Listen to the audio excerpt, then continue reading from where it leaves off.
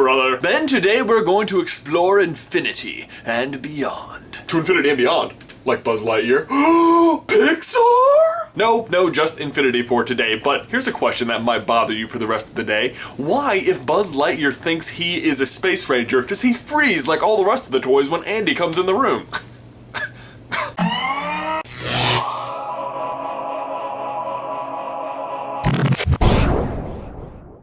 Ben, I feel like there's been a lot of infinity talk this summer. I mean, it's in the Mario Kart 8 logo, it was in the Fault in Our Stars movie with that whole some infinities are bigger than other infinities. I mean, we get it, okay? Okay.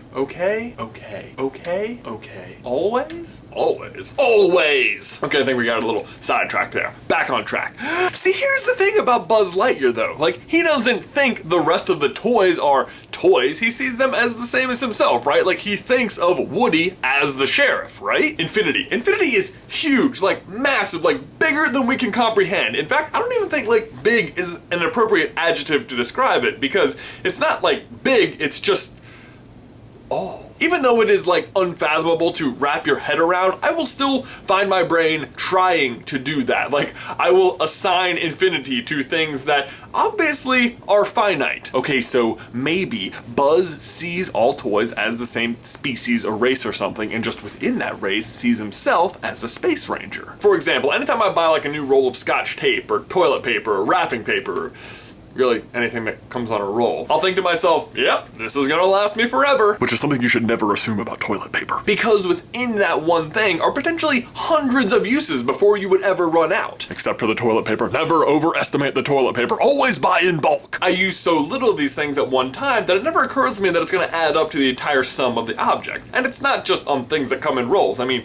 coffee, ketchup, toothpaste. How could I ever run out of them? I only use this much every day. Also, those three things would be just awful together. I think what happens is my brain chooses the easy way out thought pattern. Like, I know it's gonna take a long time before I have to replace my roll of Scotch tape. Actually, fun fact, it takes exactly from January to November to use an entire roll of Scotch tape. And then on Christmas Eve, when you're wrapping all your Christmas gifts, you're like, oh my god, how am I gonna do this? What can I use to wrap these gifts? Does anyone have some Band-Aids I can use? But when I say it's gonna take a long time before I have to buy tape again, my brain treats that as, forever. Which with something like Scotch tape is fine, because it's something I'm not going to have to think about, concentrate on, stress about at all until I need Scotch tape again. That's good.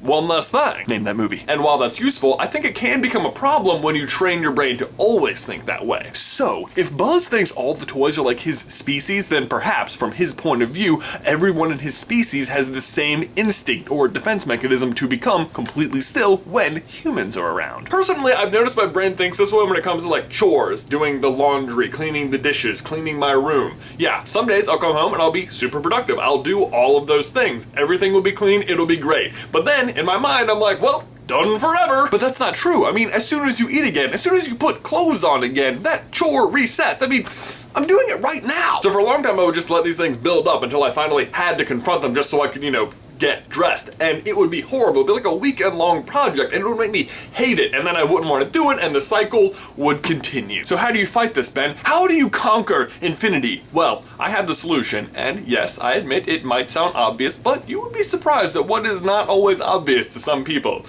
Like me. Here it is. Do your laundry every week, regardless of how necessary it is. You'll always have clean clothes, it'll never take that long, and it won't pile up. Right? Wait, then what does Buzz think is happening when Andy is playing with them? Ben, my question for you and everyone else is, do you have any infinity items or tasks or chores in your life? And also, why do you think Buzz freezes when Andy enters the room? Let me know down in the towel section below. That's it for me, but I will see you in another life, brother. Oh my gosh, Ben, last week we hit 40,000 subscribers, which is not infinity, but it is still a bigger number than I can wrap my head around. Thank you guys so much for watching. I know we've had a lot of new viewers out there, so next week I'm going to do an Ask Jay. If you have any questions you'd like me to answer, leave them also down in the towel section, or hit me on Instagram or Twitter or Tumblr or Facebook or really anywhere. Get the question to me and I will try and answer it. See you then.